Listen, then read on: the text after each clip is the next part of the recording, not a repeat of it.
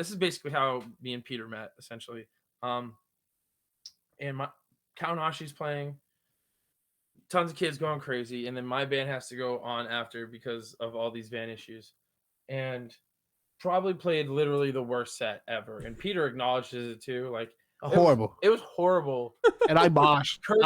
Courtesy moshes for Not even courtesy it was, moshes. no, it was sloppy and it was good. It was so bad. It's Probably so one funny. of the worst sets. Now second. A little set. charity mosh.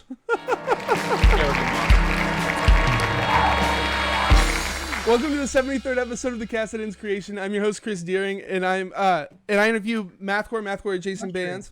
If you beautiful people in chat have any questions or comments, feel free to drop them in. I'll try to read them aloud. If you like this up for $5, you get access to some exclusive emotes as well as access to all the interviews before they hit YouTube and other streaming platforms. You can also sub for free by attaching Amazon Prime account to your Twitch accounts, like taking $5 from Jeff Bezos' pocket and putting it into mine. If you're watching this on YouTube, listening to this in your car, and have no idea what I'm talking about, the show is first shown live on Twitch. Join us every Sunday and Wednesday for the live cast at twitch.tv/thecastThatEndsCreation. With that out of the way, let me introduce our guest tonight, who dropped their new album, Dear Lemon House, You Ruined Me, senior year, back in May through Equal Vision Records and Unbeaten Records. Welcome in, Kaonashi. How's it going? Hey, hello, mate. Going? It's going good. Awesome. I'm super glad that y'all were able to make it here. Can you tell us what you do, who you are and what you do in the band? My name is Peter, and I sing in the band. My name's Pao, and I drum in the band.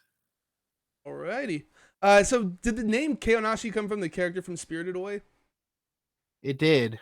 It came when we were watching the movie, me and the first drummer, German, and we just said, who's that character's name? Because we were going to name it Spirited Away, and then we just decided that's too, it's literally a ripoff.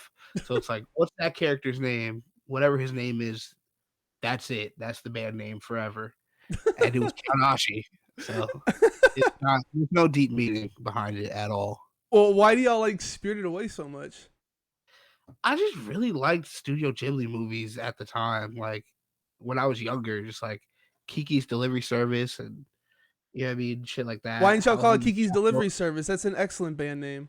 That would be fucking insane, honestly. I feel like we would have to be like a post-rock band with that name, though. You know what I mean? I feel like that's a lot of like tappy noodles. Yeah, I was gonna say more like math rock, but post-rock too. Yeah. Swamp King in chat says Peter is a weeb confirmed. Who? Swamp King in chat. Oh, Swamp King. It's fucking Tone. I knew it. Oh man, Trash Mountain forever. Yeah, hey Tone. Shout out Trash Mountain. I'll see you soon. Wait, what? Are we not seeing it? No, I don't think so. We'll see it later. Oh, you said you had it on the other monitor. It didn't pop up? It just is the If you have it full screen, you want to take it out of full screen. You won't be able to see chat if you have it on full. Okay, I got it all full screen, but next question. Never mind. Fuck it. Like, click that. What? He says stoked to hang all tour long, so there we go. Oh. Yeah, so it's odd that I can't actually find a date for when y'all formed, but you dropped your first music in 2013. Can you explain how you guys came together? Yeah. So 2012, I was listening to Oceana and Decoder. I was like, I want to start a band. So then I just asked my friends, German and Juan, they're brothers. One plays guitar, the other one plays drums. And we just started playing music. And then I heard Sworn In and I heard Straight from the Path. I was like, okay, I want to be a heavy band. So we started playing music like that. And then we just had people come and go up until this point. I'm just gonna skip over a few years. I was gonna say, well, that's okay. Like, Alex joined in right then too. Yeah, Alex was at that same era. That was like 2012 is when Alex was in the band too. And then we picked up August in 2015, and then we picked up Pao in 2016, and then. So all the EPs were your final lineup, or nah? No, it was like. Oh, not the one in 2013. Not the one in the 2013, but you did like, what was it, 2 in 2016? Is that right? Yeah. So. Yeah, X Prayers and Never Home. When we released X Prayers is when I was the day I joined, essentially. Yeah, so he didn't write X Prayers, but he was part of the X Prayers cycle. Gotcha. Okay. Okay. But your last album, why did you do it? Is like the full lineup, right? Like the current lineup. Uh, I didn't think y'all except for changed around one that much. member, Roger wasn't in the band at the time. City was, and then this new album. It's been the same lineup for the past 3 years. Yes, yeah, Almost four. Alrighty. Almost 4. it's a lot. There's just so many like overlapping. It's just like one moments. piece that just moves every time. Yeah. Well, it's also like, been like 8 years, so it's hard to keep stuff straight after a while. I'm sure. Yeah, like the reason why Roger came through was like Alex stopped really going on tours with us, and so then we needed someone to come in and fill in with like City, and so then Roger came in. So it was City and Roger live. Yeah. And then City had to go. So Alex came back essentially for live as well. But sometimes we'll play with just Roger. But yeah. Anyway, that's just extra information. So you dropped your last album 2018, and now you're back with your sophomore album. And I have to say that, like, to me, this is your best work. It's so much more, so much better composed. Like it's more interesting. There's a lot of different things going on.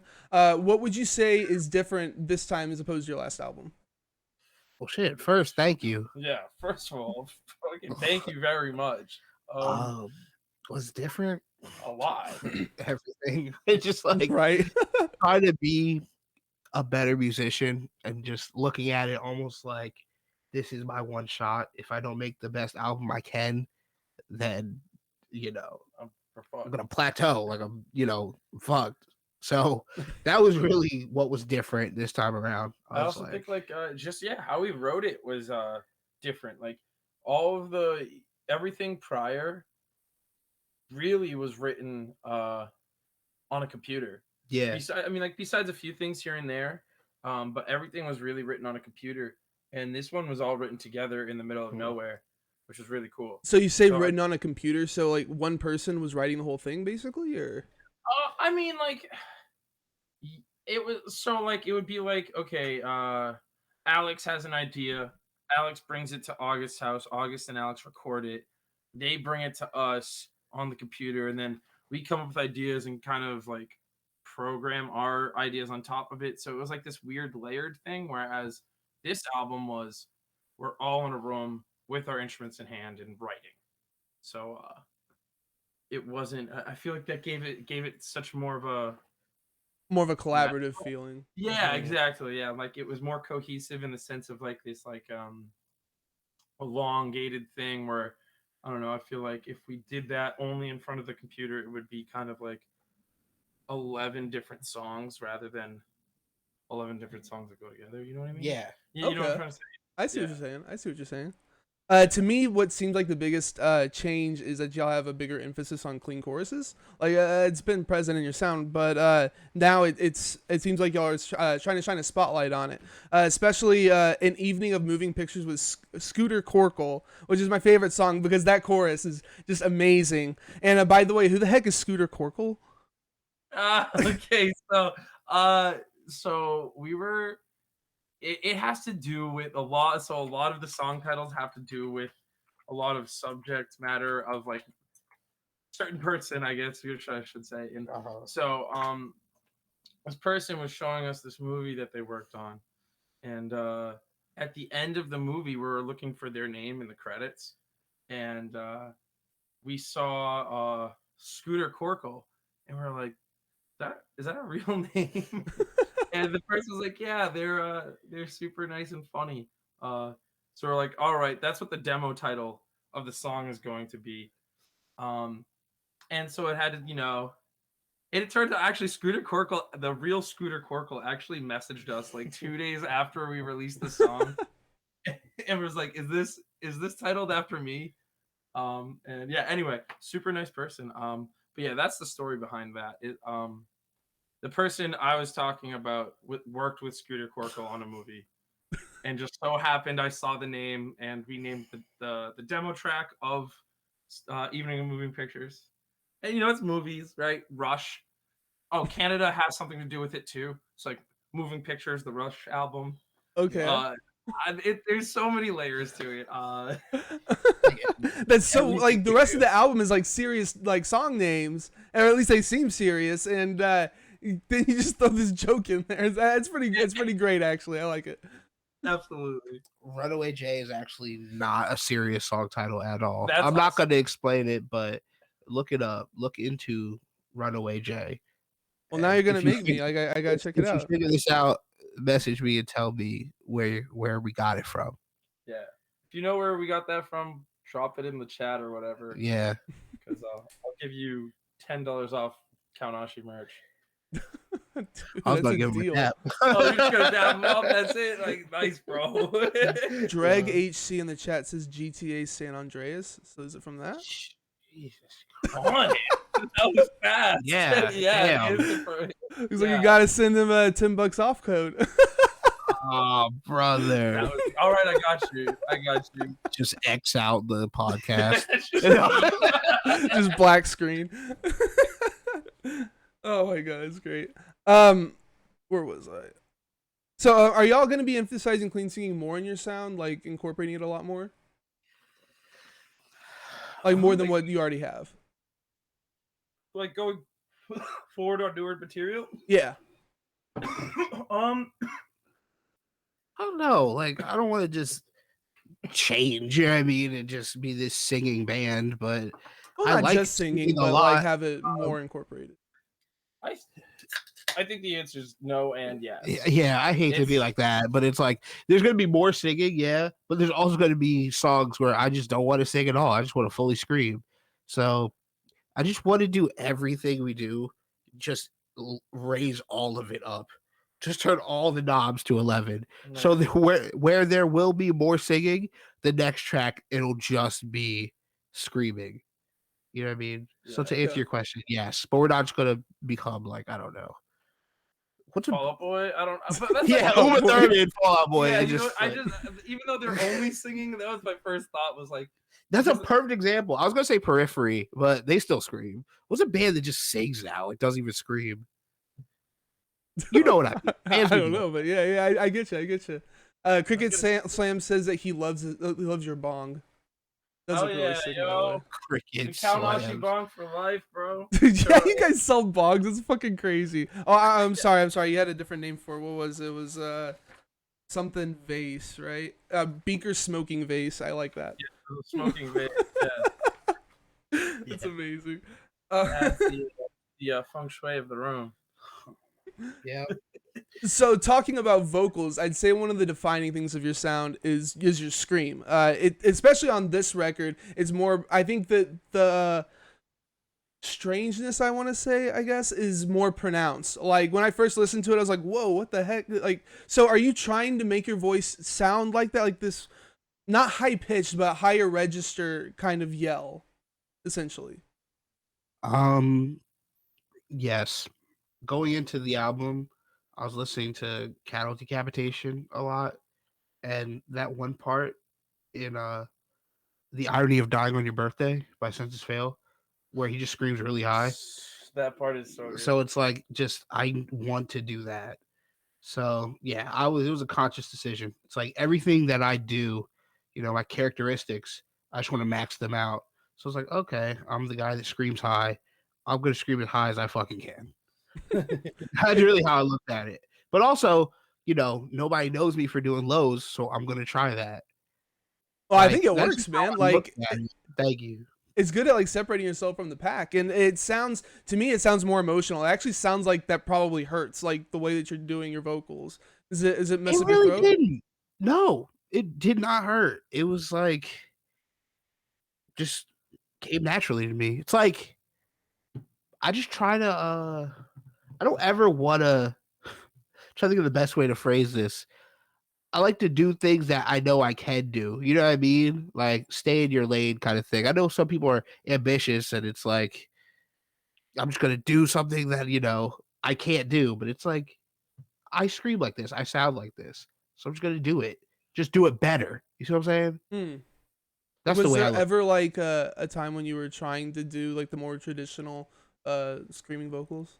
Yeah, like the "We will stand on mountains," and then I was like, "That is not me. Why did I ever try that?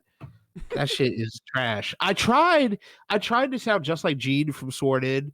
Like I used to clench my teeth and scream like through my teeth, try to sound like Start End, and it did not work at all. And I love the way I sounded, but I just realized, why the fuck am I doing all this other shit? That's not me. Just scream the way I scream, you know?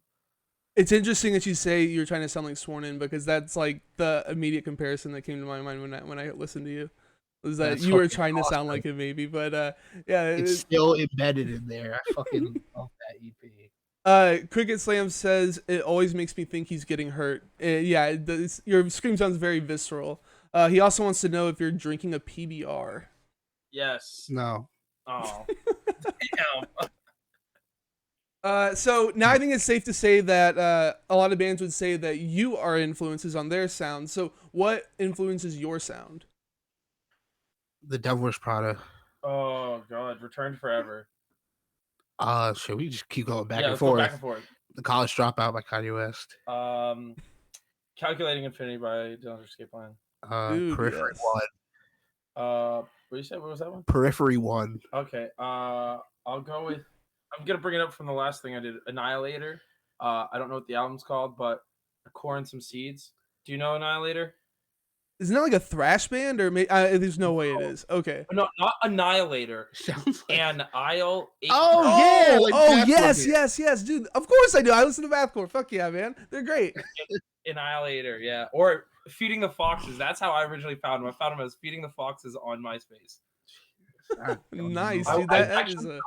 I was in like 6th grade and or 7th grade, and I tried to book them through MySpace or some shit like that. Yeah, and they were like, "Yeah, we're breaking up, bro. Get fucked." I was like, "That's sorry." Extremely Mathcore. Zombie Shark said Slug Christ. Slug Christ. That's right. Hilarious.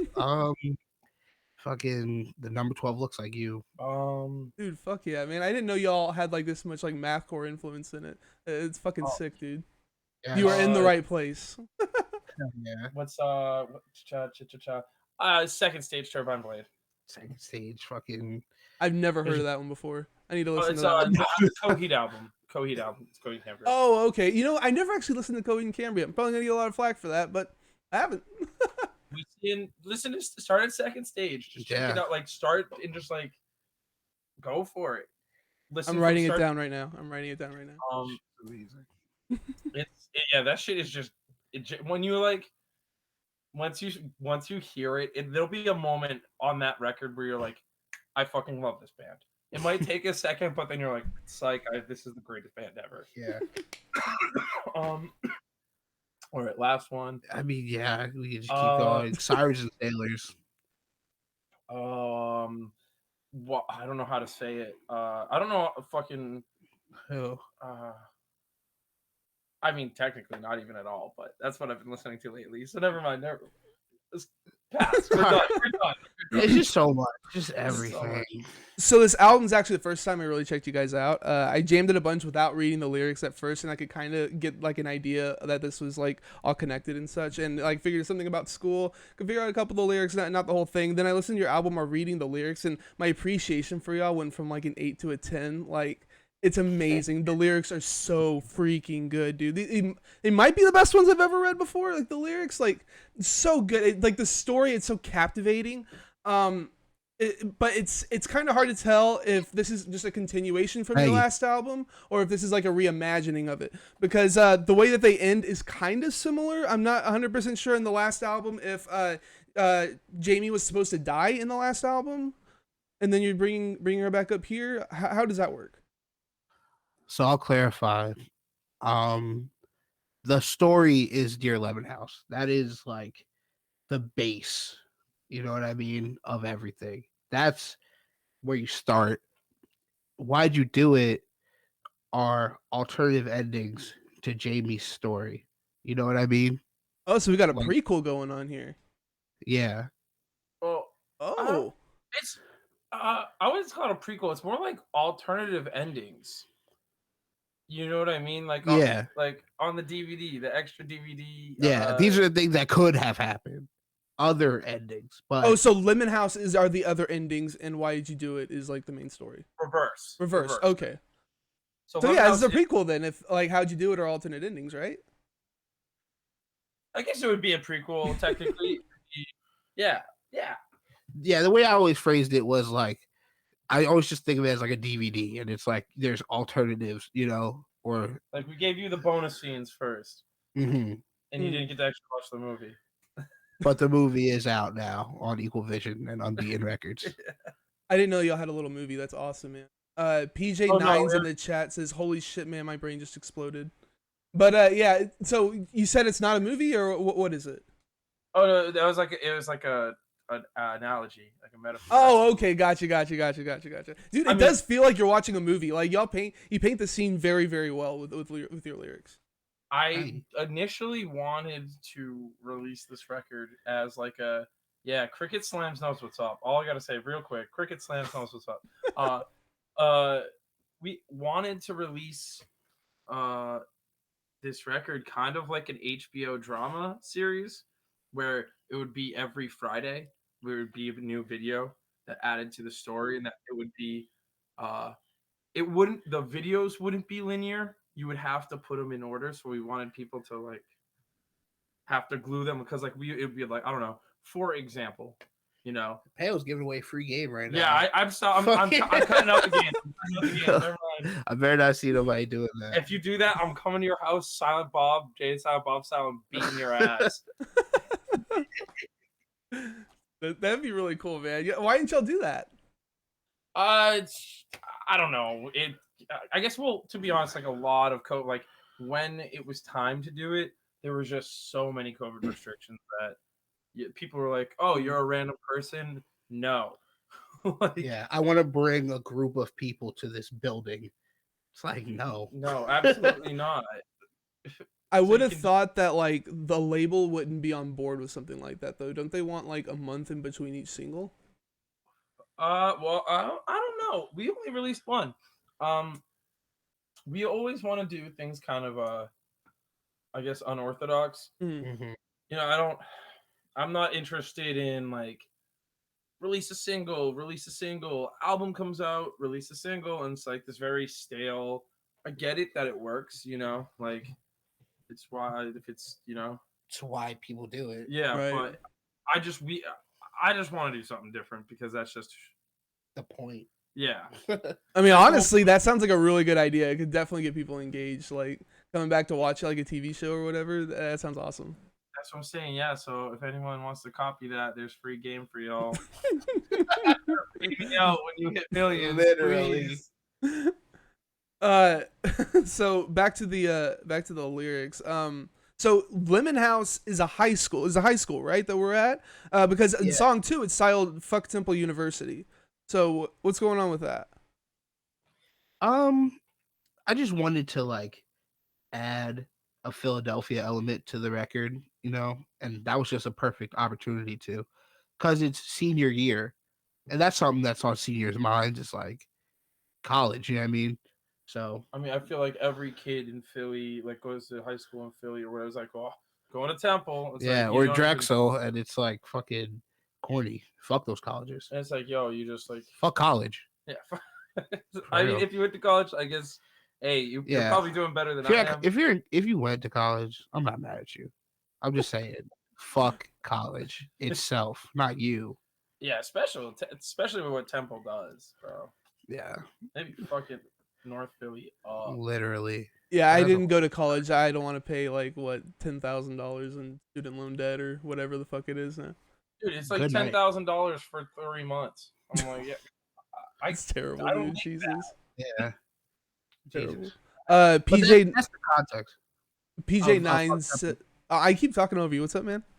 I was just saying that's the context of fuck Temple. That's why I said that, because it's senior year and JB like has the choice to go to college. Yo, doesn't go.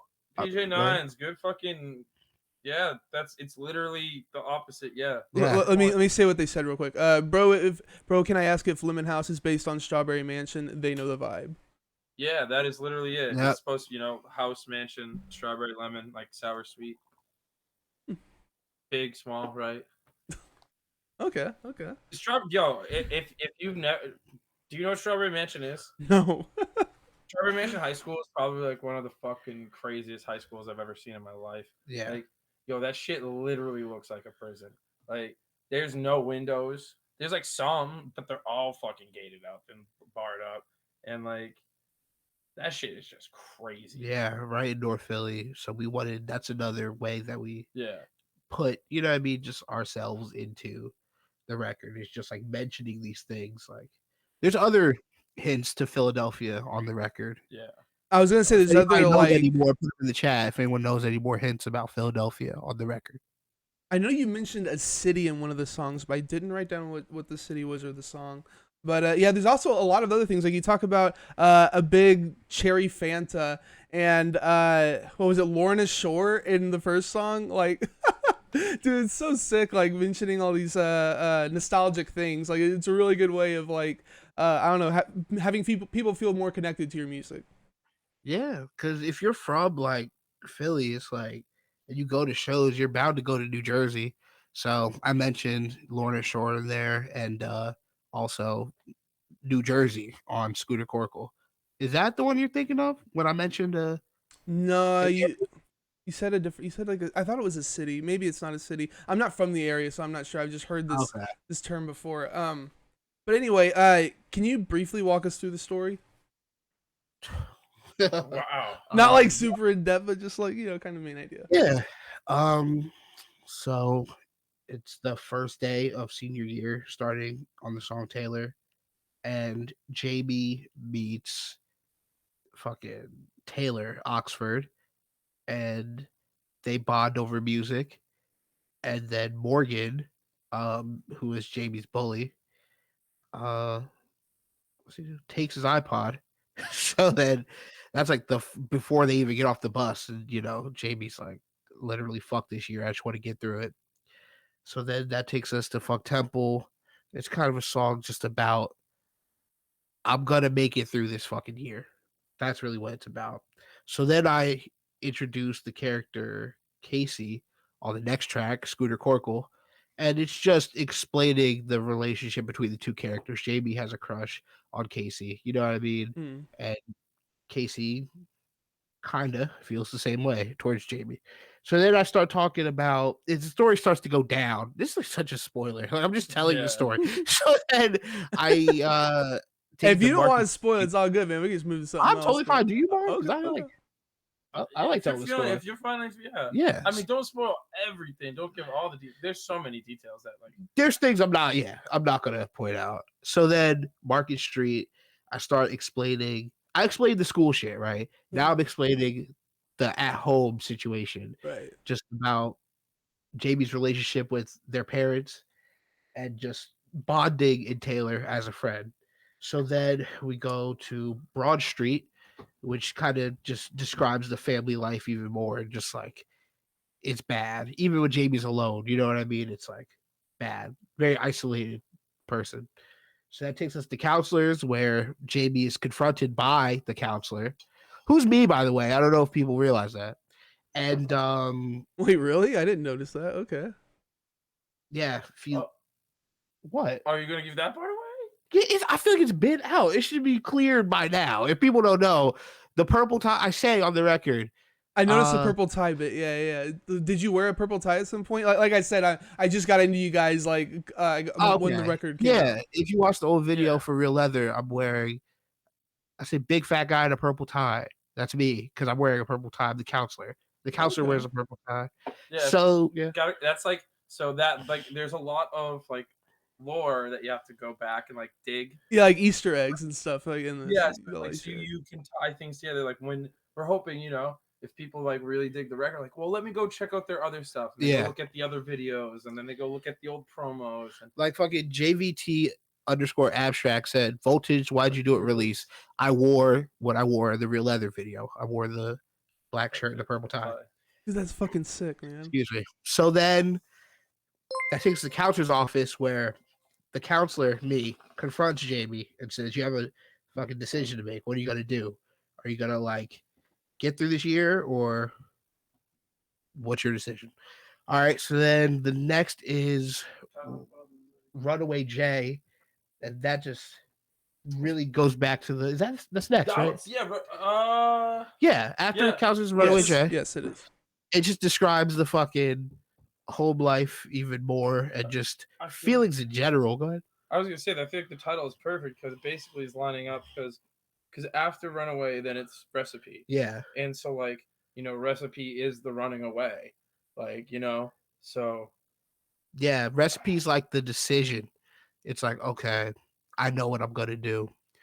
And then it's the Underdog series. So now this is like pretty much like the consequences or the climax of everything that's been fucking going on. So Blue Pop 1 is kind of the climax with Taylor. Underdog 2, fight on the 40-yard line, is the climax with Casey. And Underdog 3, Okay, I thought that the first Underdog was the breakup with Casey, and then the second one was that they were just sad about breaking up. But okay, no, I thought you were my best friend. That's like talking about Taylor. okay. And then Underdog 3 is a personal. It's personal. So I don't get to Morgan. You know what I mean? That's kind of in priority of the characters. I was like, we could talk about that. You know what I mean? Some other time, or you can come to your own conclusion. But that's the order of the record. If anyone has any questions, put them in the chat. Could I ask about the very last section? So it wasn't completely clear what was going on there. Did they decide to go in and shoot up the school? Oh, okay. No comment.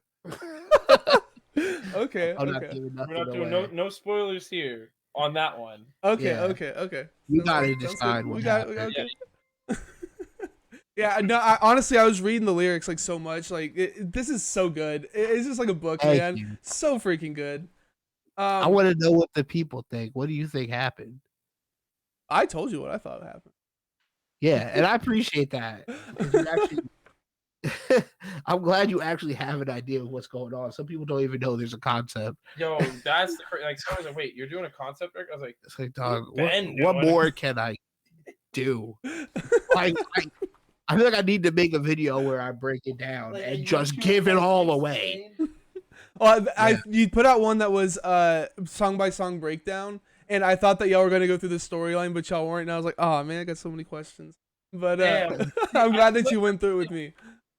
I feel like they wanted us to do that after like it happening, and I was like, I think we fucking did that wrong. But it's all good. We're doing it now.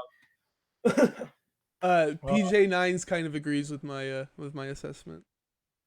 But anyway, so recording process, I couldn't find information on who produced this.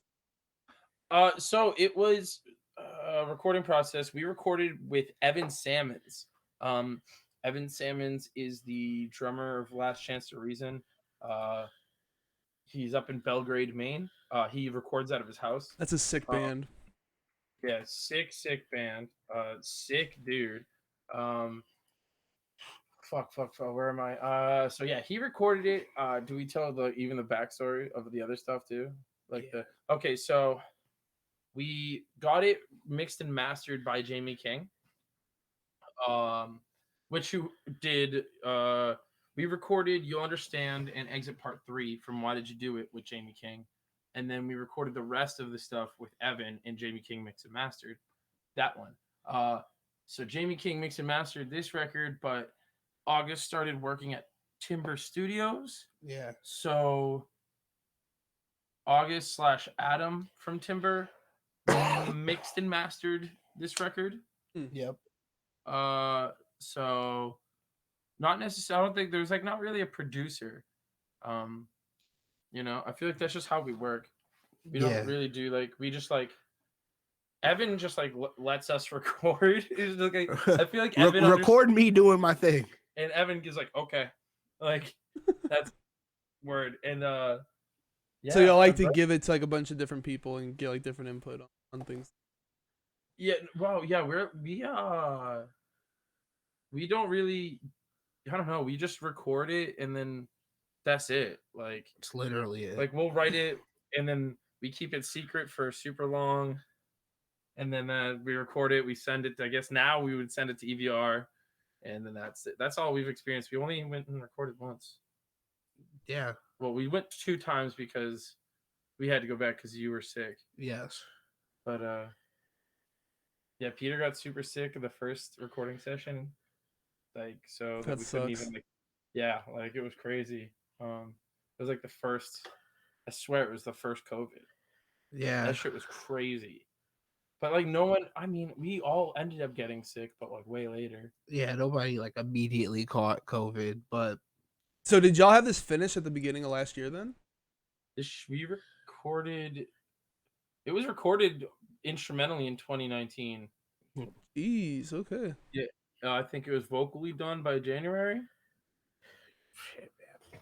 I deadass don't know. Yeah, but God, how do you sit on this for that long? My God. we didn't want to, but you know, Yeah. It was like if I label wanted shit. to put my hair out, man, I was going insane. I was like going off on Twitter, being like, I'm gonna leak this record. Fuck it.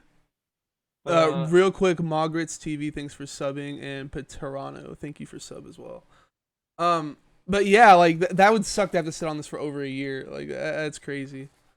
Good thing that y'all are still like getting the recognition and shit that you deserve. It didn't get like lost or anything like that. You know what I mean? Like lost in the shuffle of all this. I'm really glad. Like I can't overstate how like awesome this record is. You do have a guest, female vocals on Underdog 2. Who did those?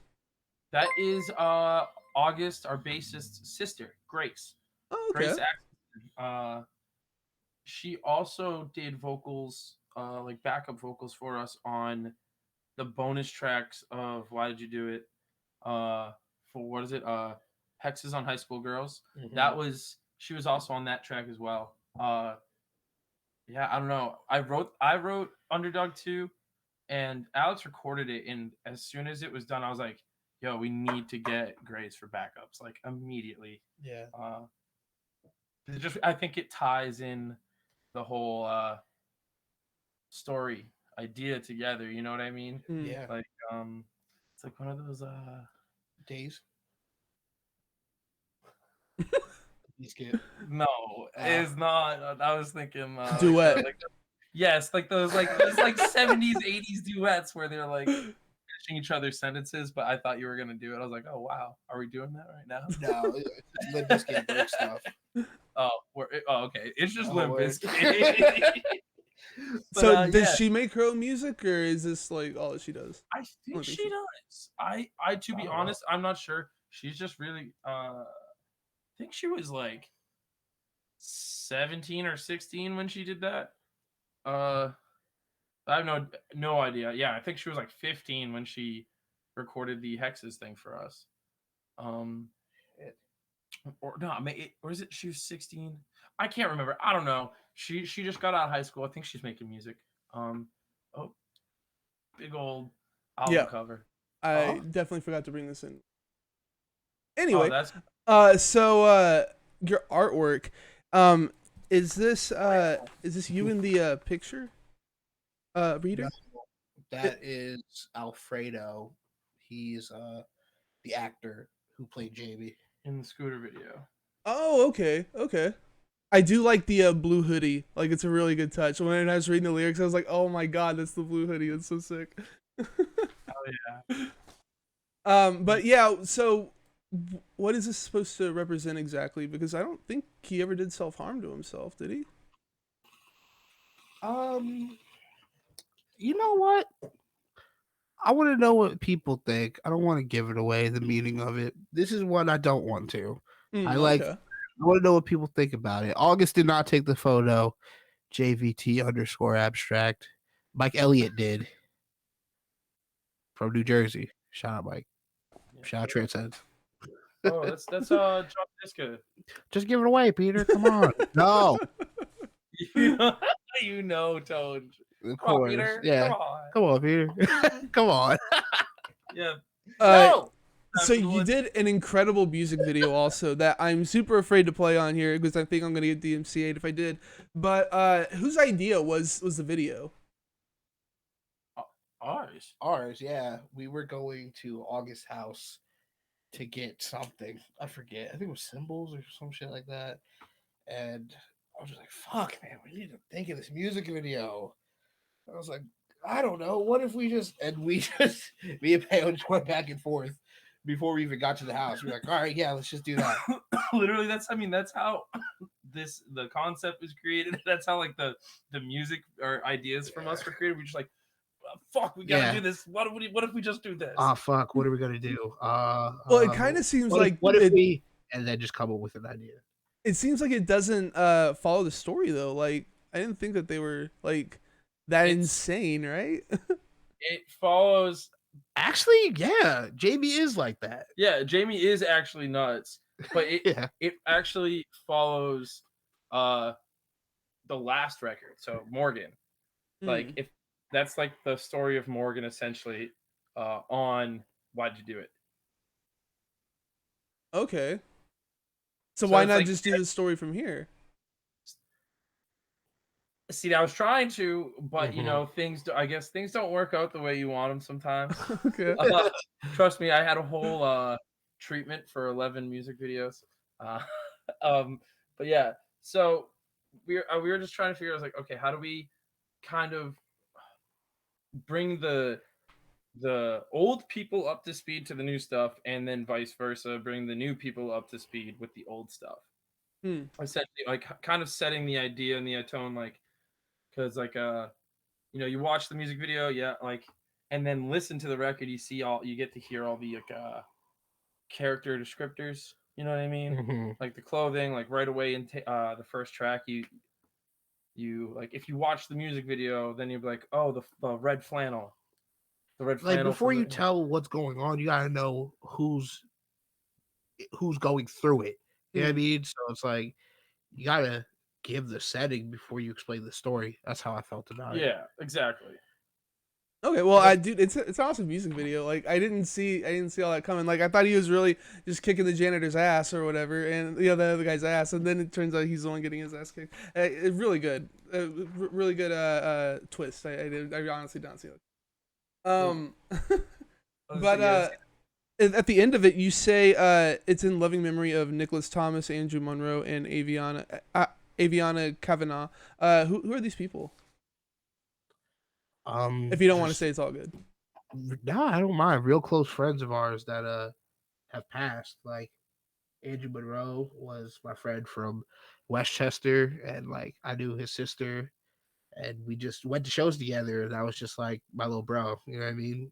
He passed, and Nick was the singer of Fever War, and I mean his reputation precedes himself. Like if you know Nick, you know literal rock and roll god. And then Aviana was just one of our friends from Las Vegas that just came every time we played Las Vegas, and she passed earlier this year, so we just wanted to, yeah, I mean, damn, that sucks, man. Yeah. But I'm glad that we even have the platform or position to like let their names be known. You know what I mean? Right. Everyone that's listening right now, go listen to Fever War, please. Yes, please. Great, amazing band. Just an amazing band. Nothing like us, but we're like brother bands like that. Not like figure each other. We're like close is what I meant.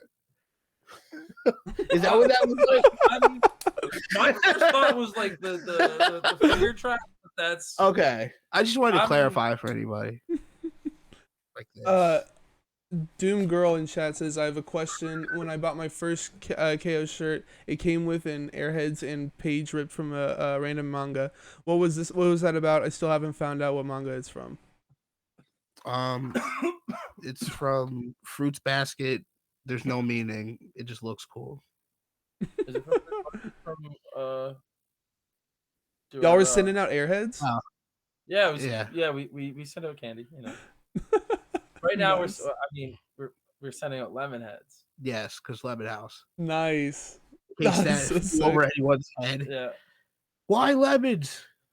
Lemon House. I guarantee someone's gonna be like, why lemon? Yeah, that's all. Oh really?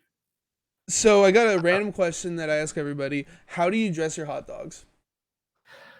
I don't like Raw hot dogs. onions and yellow mustard. That's it. Dude, that's a nice selection. I like that. Yeah. How do you not like hot dogs? Like, I mean, like, I can see how you don't like hot dogs, but you've had to have had them at some point. What do you put Yeah, on there to mask the flavor, at least? Yo, okay, I will only eat grilled hot dogs if I have to. Any other type of hot dog is just fucking like, it's weird. It's just like boiling a hot dog just reminds me, it's like a meat noodle, Trenches. and that just is, Okay. is terrible, bro. And so the trench. I want to talk about trenches, yo. The fucking folded in half white bread with a piece of American cheese, Kraft cheese hot dog. That is just like my experience of hot dog, and it's so fucking. Well, that's why you don't like them.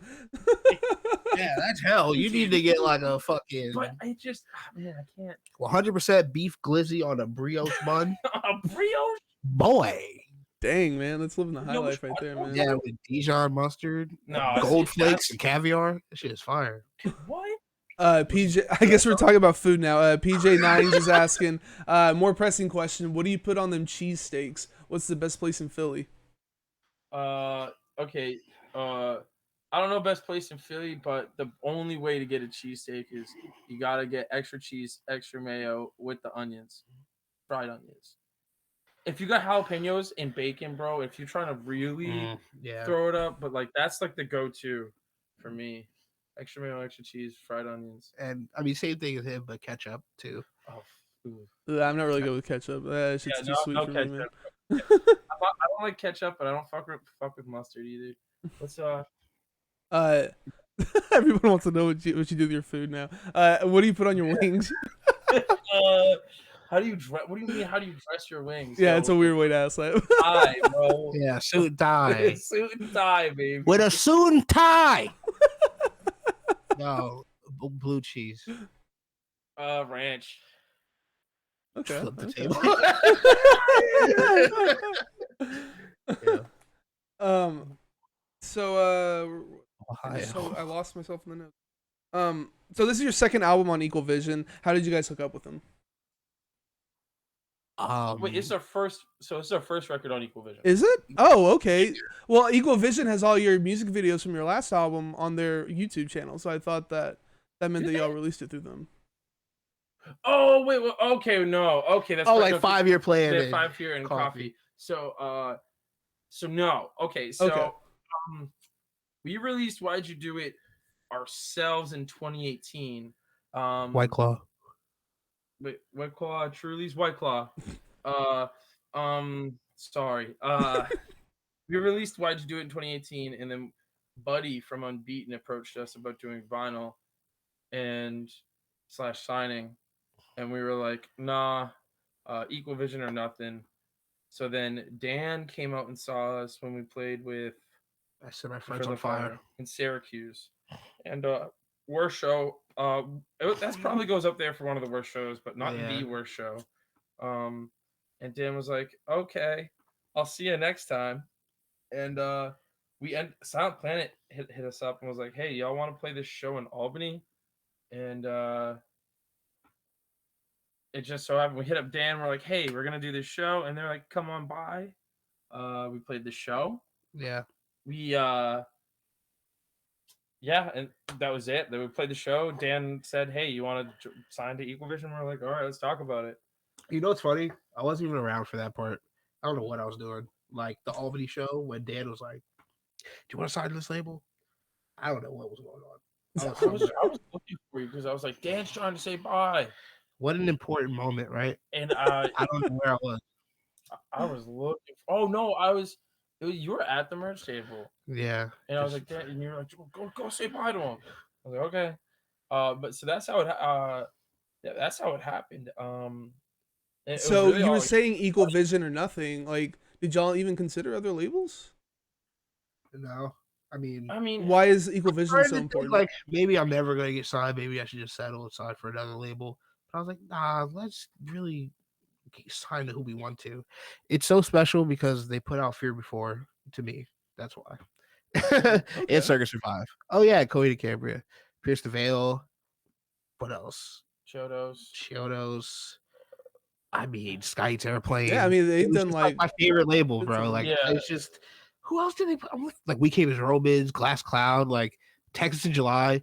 I just always wanted to be on that label, but it kind of started with like the 2007 shit for me. So it was like, okay, Coheed, The Fall of Troy, Fear Before, Circus Survive, Chiodos, that whole era. You know what I mean? Right. And then like getting older and knowing more about what's going on and how like labels work and shit, I was like, dude, like For All I Am, Glass Cloud, Texas in July. I was like, I want to be like one of those bands, you know? In like that was like 2012, like when I started the band. And just it was always just the goal. It was like the top of the mountain, you know what I mean? Like we're at the Right. bottom. I'm like, I'm trying to get a practice together, but the end goal of that practice, you know, is a show. A show means a tour means like growing, eventually EVR. That was always just like the end goal. I don't know. Right. Some people would say Fearless or Rise, but it was Equal Vision. It's just Yeah, for us. I mean, yeah, I grew up with like they were always had the weird bands.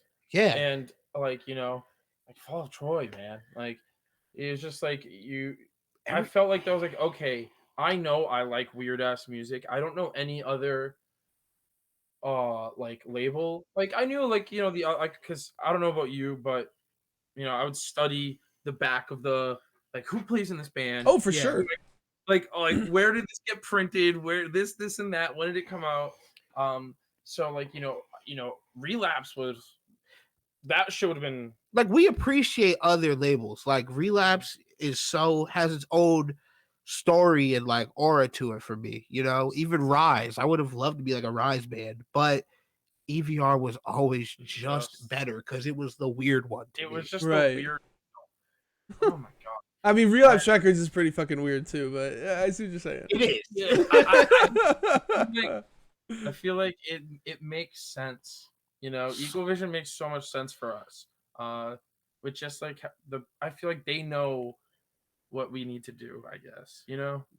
And they've you all been- fit right in with them, 100%. Yeah, like I feel like for sure. And what was I was gonna say one more fucking thing. I can't remember. So you're saying that this is like the end goal or whatever. What does it feel like to be like those bands, man? Like, cause y'all made it. Like y'all are like on top of It the doesn't world, feel man. like that. I don't feel it.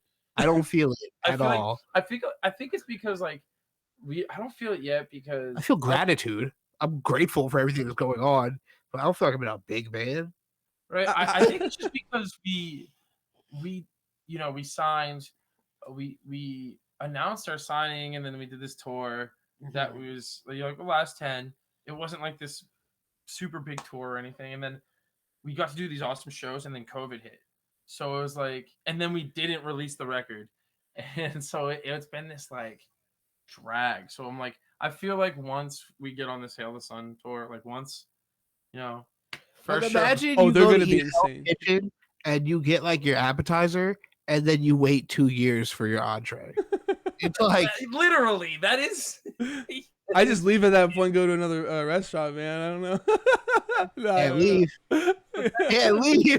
I signed the contract with Gordon. You must stay. But yeah, we were talking about this before we started this. You guys had like over 30K streams on release day, which is an ungodly, ridiculous number, and you're consistently hitting at least 5K every day. Like that's fucking crazy, dude.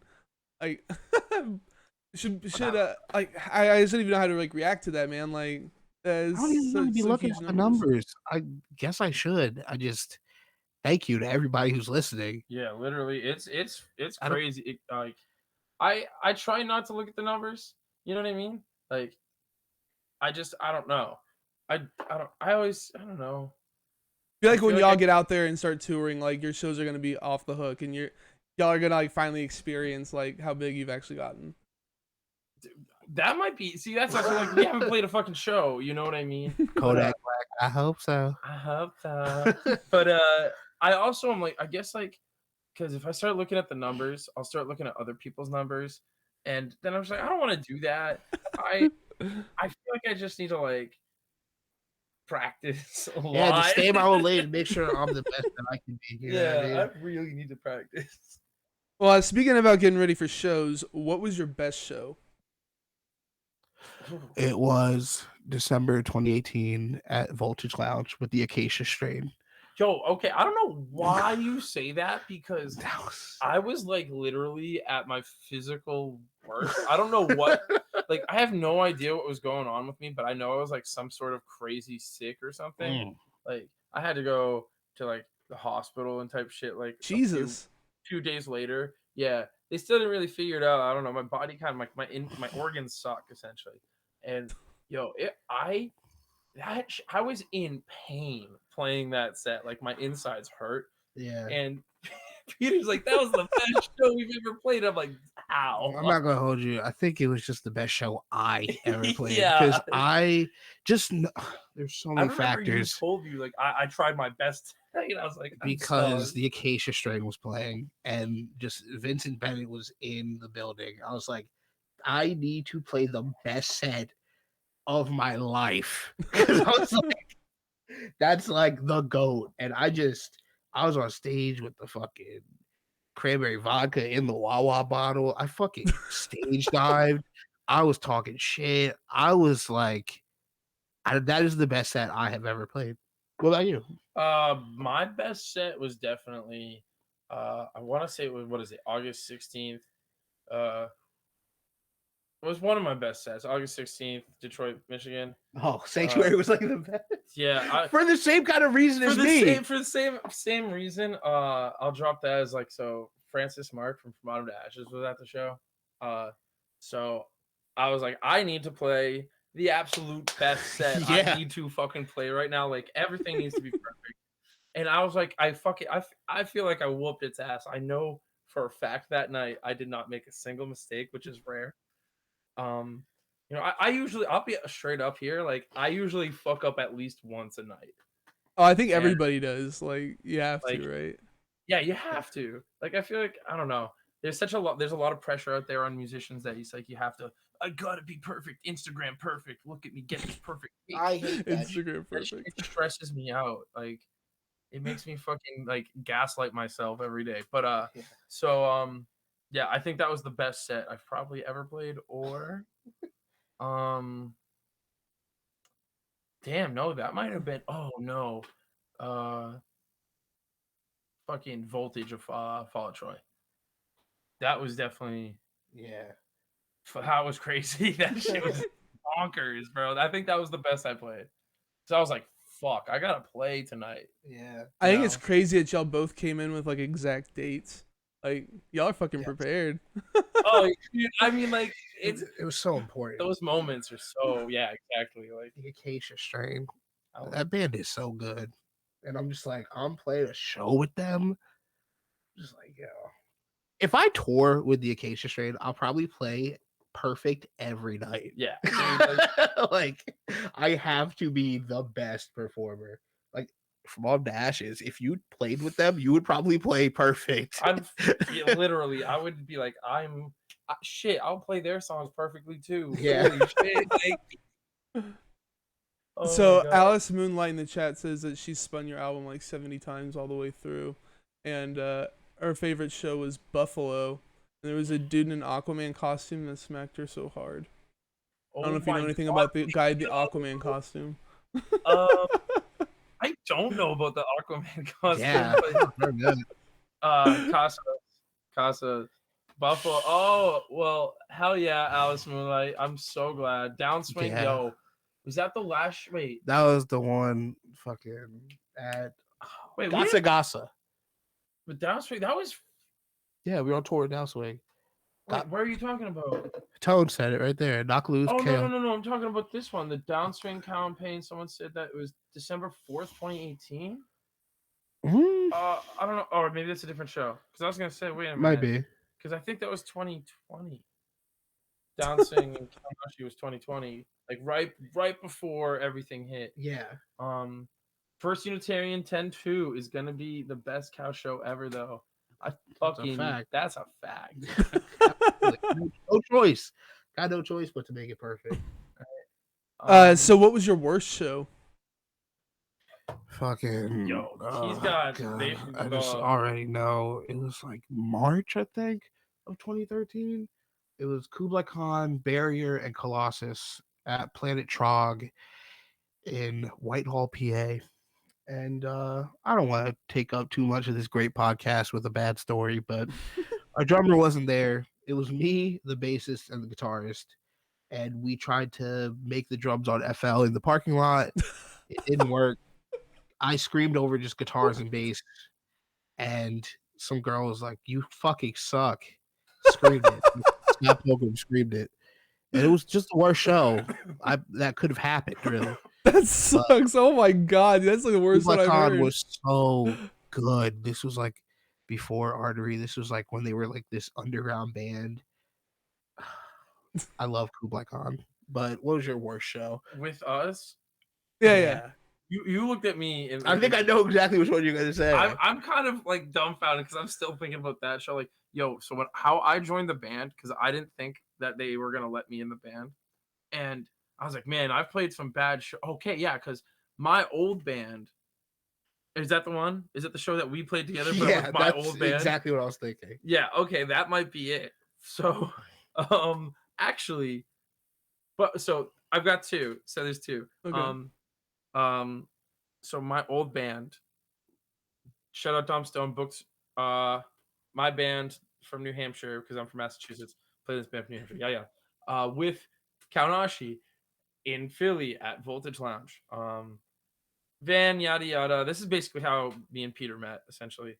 And my Kaonashi's playing, tons of kids going crazy, and then my band has to go on after because of all these van issues. And probably played literally the worst set ever. And Peter acknowledges it too. Like Horrible. It was horrible. And I moshed. Courtesy moshes for Not even Courtesy it was, moshes. no, it was sloppy and it was good. It was so bad. It's Probably so one funny. of the worst sets. Now second A worst little set, charity mosh. charity mosh. Second worst set is definitely the Expert show. You can literally go. Did it get worse than that? I don't think it did. Yeah, I think we've had worse shows than that. Really? What? Yeah, that show wasn't bad. No, my personal that show was great. Your Listen, performance wasn't my bad. performance was so embarrassing, and that was my first show like with them, really. And they allowed me to be in the band. It was a record release. It was a record release, and I played it so bad. Like I fuck up real bad in it. You can go watch it on YouTube actually if you want. I'll flame myself right now. And then like they let me join the band after that, and they were like, "Oh yeah, dude, this one time our drummer didn't even show up, so you're cool. Like he showed up, Already doing a better job. Yeah, I was like, oh, okay, sick. The bar is so low, you just step right over that thing, man. Yeah, I was gonna say the fucking set at Meltdown on our way to Suffer. Oh, okay, yeah, this is a story. This is definitely one of the worst sets I've played. So on our way, okay, so California band. Where are you from? Texas, Dallas area. Texas. All right, well, so cool. So you're still in the clear then. So California bands, they fucking love starting and ending all their tours in California, and it sucks. And I'm throwing shade at all of them right now. I'm about to do 2 California fucking US tours, and I hate it. Yeah, so we had to go through, like, obviously, so as an East Coast band, literally the opposite side, we had to do routing dates. And we stopped in Ohio to visit our friends in Fever War. And at the Abraham Manor, it gets a little rowdy. So me and Abe got in a little tussle, and I think I like kind of like A fist fight. yeah, a little fist fight. I kind of like fucked my wrist up really bad. I had this whole thing. Like, Nice, right before tour. using it. Yeah, my right, was it my right hand? Yeah, it was my right hand. Was it? Yeah, you drum with your left. Yeah, so it was my right hand. And so I had to like set up all of my drum set, like all of my cymbals to the left side. I set it up ready, and I played open-handed, and like I would try to hit the snare, and it was just like pain. And like it was I don't know, we That played for sucks, man. 15 minutes. Yeah, that was insane. That was probably my worst set. Was it all good before the tour actually started, though? Oh, my wrist? Oh yeah, no, it's because I punched Abe and hurt my wrist because I hit him in the shoulder because we were fist fighting in pitch dark, like middle of nowhere. I don't know why. And it's funny because right after that, because I didn't like that set for me either. I was like, man, I had put that one away. That was not a good set. And then we went and did Las Vegas, and that was like one of the best. Yeah, that was like a standout show. Las So, Vegas was lit. He definitely healed by the time that we needed it to. Yeah, I think I also was heavily drinking, which I don't suggest anyone. You know, sometimes you got to just get through the pain to play the show. Also, don't suggest that for anyone. I think you should just not do the show. But sometimes, if Pao went through that, so you don't have to go through that. Yeah, you know, I ran so y'all can crawl. Passing the knowledge on. That's a base way to put it. Jesus Christ! I was about to correct you, and I was like, wow. Goose FX0 is trying to figure out where to find that video of y'all's your first time playing with Kaonashi. Is it like, what's it titled? I assume like the It should X Prayer's record release show should be X Prayer's record release show. Okay, there you go, Goose. What's the weirdest show that you've played?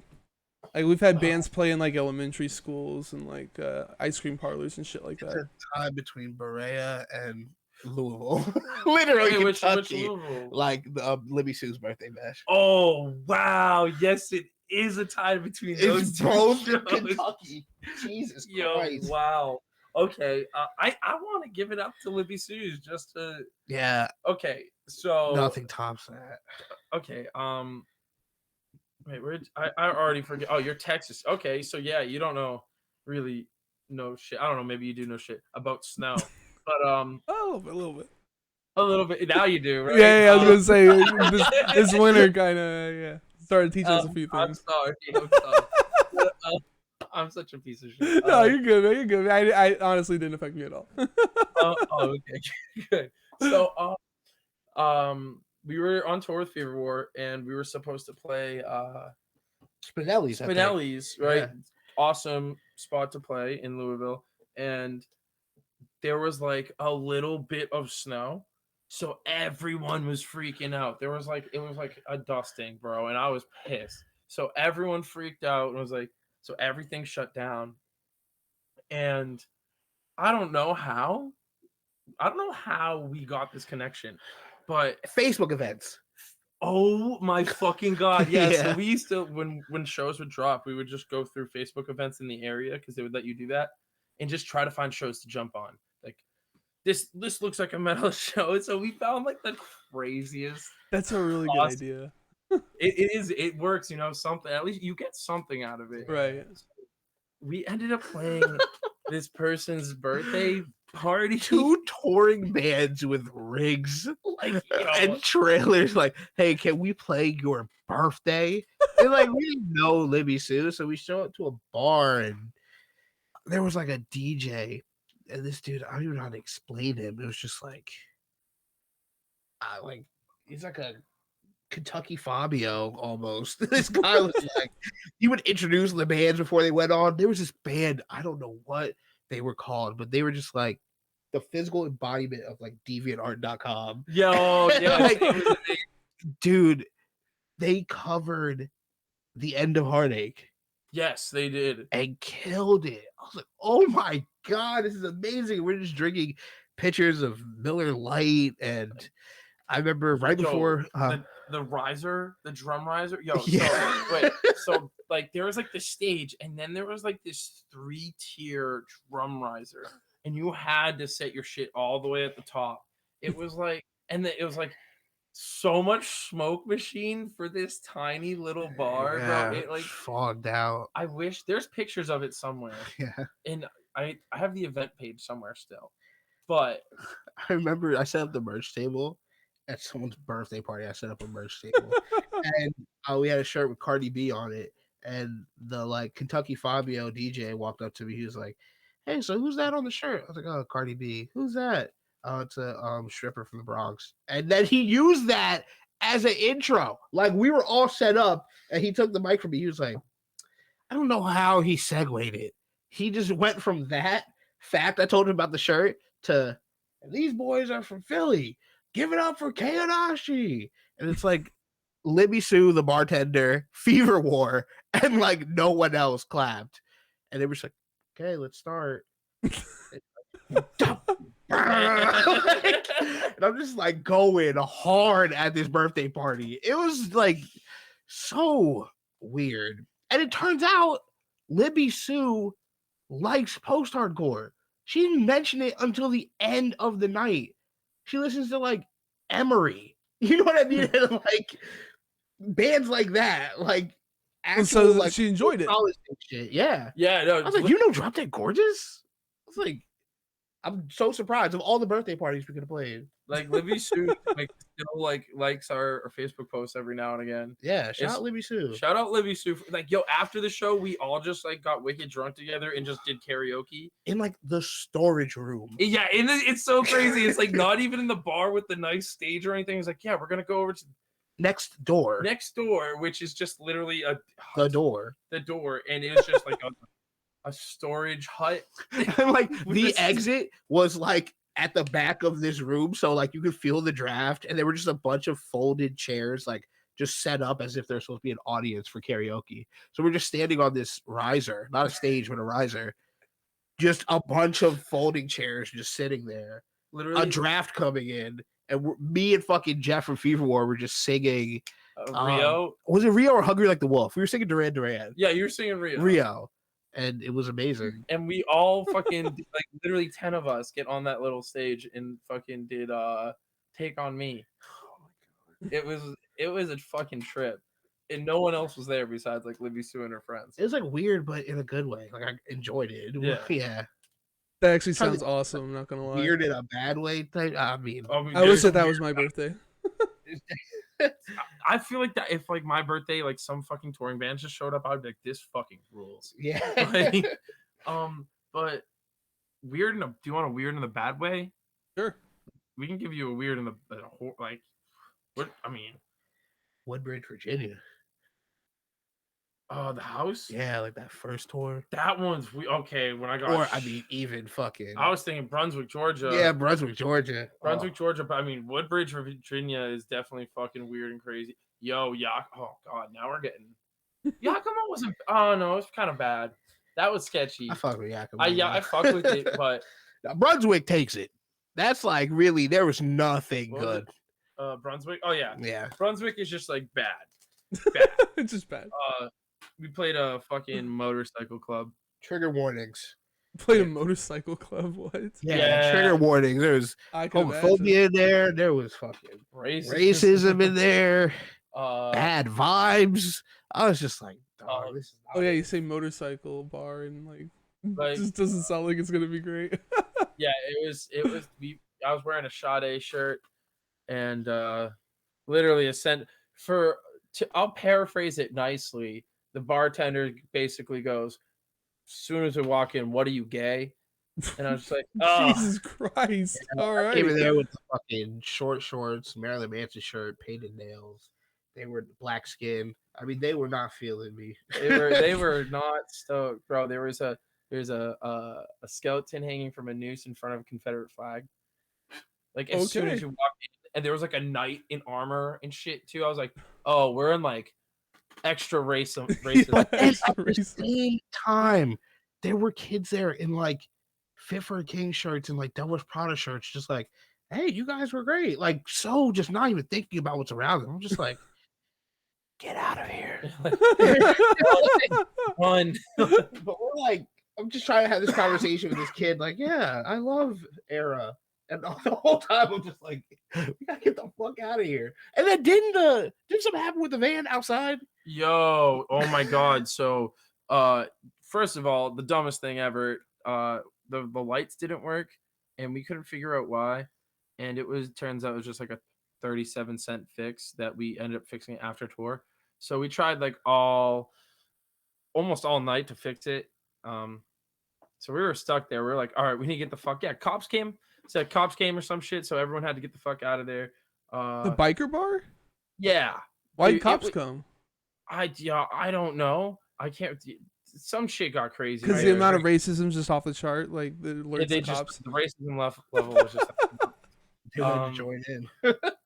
yo, it was like literally a shack. It was weird. It was definitely like a hut built poorly. But yeah, we ended up like just like driving to a Walmart with no lights on, like 2 miles down the road and sleeping there. Oh, man. The whole tour basically was like, okay, we're gonna wake up at 4 a.m. when the sun rises basically and start driving. That sucks, dude. Yeah, it was trash. It was awful. And then when we got home, we fixed it for 37 cents. So, Cloud Surf Records in the chat says, how are y'all feeling about the state of the scene right now? What are some recent upcoming releases that y'all are hyped on right now? State of the scene. I mean, honestly, I can't tell you what the state of the scene is because I haven't really. I mean, I went to my first show back for like this smaller band. It was pretty cool. It was like outside in Philadelphia. It was really low key.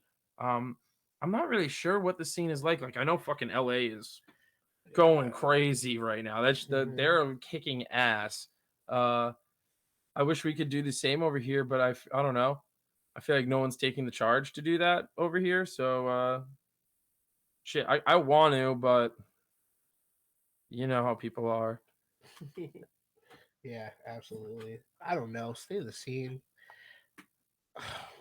There's just so much negative shit I could say, but there's certain bands that are doing really good and I think are going to be like, I don't know, bring it back the way that I miss it. You know what I mean? Like there's bands like Stag Dress, there's fucking Omerta, fucking Loathe. I don't know if you're talking local scene or just metalcore, post-hardcore in general. I didn't mean like metalcore in general. Bands that are actually creative and thinking and writing different things. You know what I mean? So I have hope in it.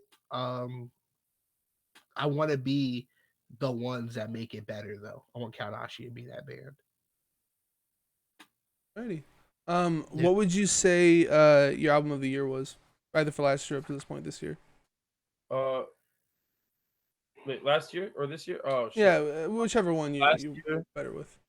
Says last year it's I don't know how to say it because I don't know what the fucking letters stand for, but Bad Bunny, YHLQMLDG.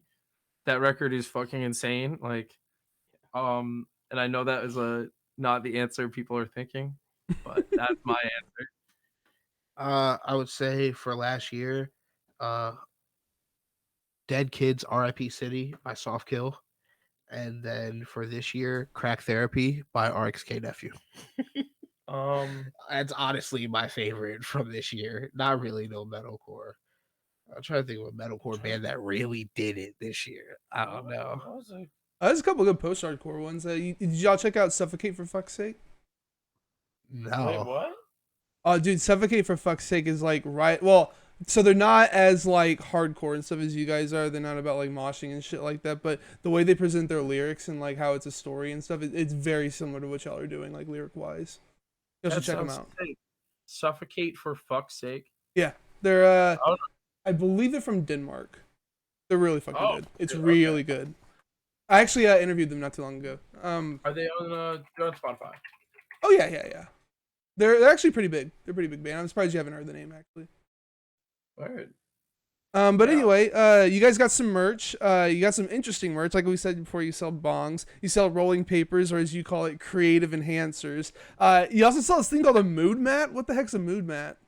Oh, damn. Should I run and go grab one? Yeah. Should I go run and grab one? Yeah. Should I go run and grab... Okay. I was telling you to go get some before we started. I'm sorry. I fucked up. If you got shirts and shit, grab it too. Hello, everyone. It's just me. This is our quick commercial break. But yeah, you guys also sell like fucking flip flops and stuff like that. It's really cool that y'all are branching out into all this like weird shit. What's the weirdest thing you've sold? Man. Oh man. Shit. Weirdest thing I've sold. Flip flops. Right. Definitely flip flops. Like flip flops? Nah. Well, okay. So, one, grinders are finally in. Gold grinders. We had a product like the production company sent us like the wrong ones. But now they're finally in, so we're gonna be shipping those. Really sick. But a moon mat, right? It's literally so it's like a upcycled, recycled rubber for your bong. It's a bong coaster. Okay, okay. So like when you want to like put your bong down, you don't have to worry about like breaking it and going Right. and like lightly putting it down. You could just slam that shit like Thor's hammer. Yeah, I mean, yeah. Well, it's a cute little coaster for your bong. That's dope. That's dope. So that's all at kaonashipa.com. You've also got shirts, vinyl, CDs, hoodies, and tote bags over at Equal Vision Records. I honestly hadn't heard of the other label. I have it in my notes somewhere, but I didn't see it. Oh, Unbeaten Records. Yeah, what's their part in all of this? Are they like a distributor to some place or what? We're signed to them just the same as we're signed to Equal Vision. That's actually the ones that found us is Unbeaten. Dan, excuse me, Buddy Armstrong and Nolan Armstrong. Shout out Buddy and Nolan. But, Okay. So they just have different variants of vinyl and stuff then. Yeah, so essentially Equal Vision and Unbeaten are the same thing. It's just like Unbeaten is Buddy and Nolan's like Buddy. This is like Buddy's thing. Yeah. Of Equal Vision. It's more focused on like heavier bands and or like different bands from then the EVR stuff. Yeah, Buddy's the one that like found us and tossed us over to Equal Vision.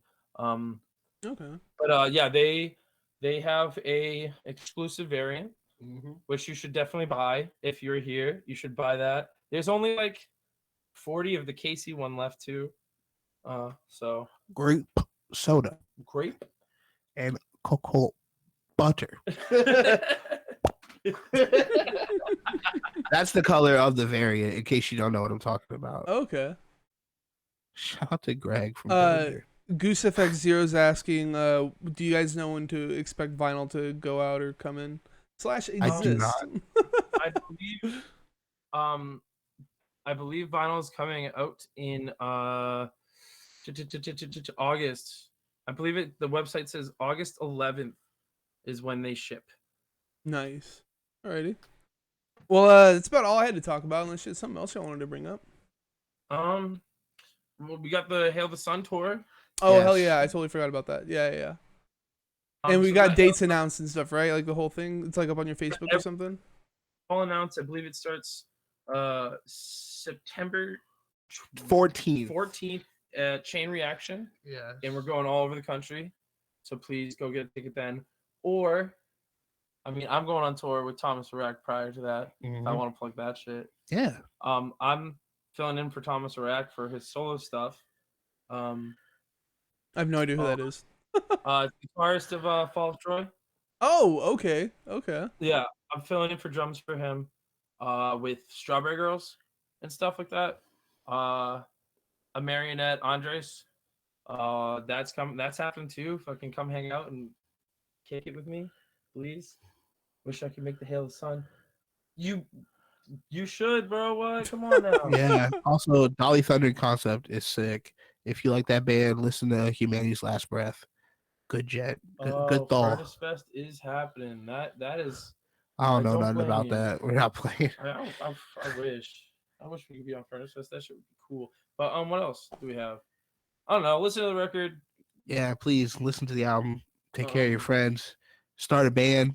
Play shows. Create art. Hell yeah. Most importantly, create art.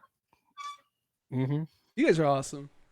If you're looking for some hard-hitting, beautiful metalcore, you need to check out Dear Lemon House, Who Ruined Me Senior Year, the new album from Kaonashi, which dropped back in May through Equal Vision Records and Unbeaten Records. You got your website, kaonashipa.com. You're on Facebook, Instagram, Twitter, Bandcamp. You're also on all streaming platforms. There's a bunch of sick videos on the Equal Vision YouTube channel. Am I missing any other social plugs?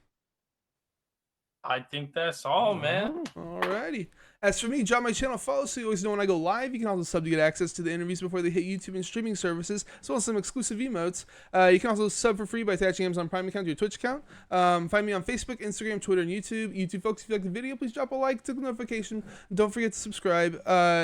And check out my music, The Sound That Is Creation, at thesoundthatinskreation@bandcamp.com.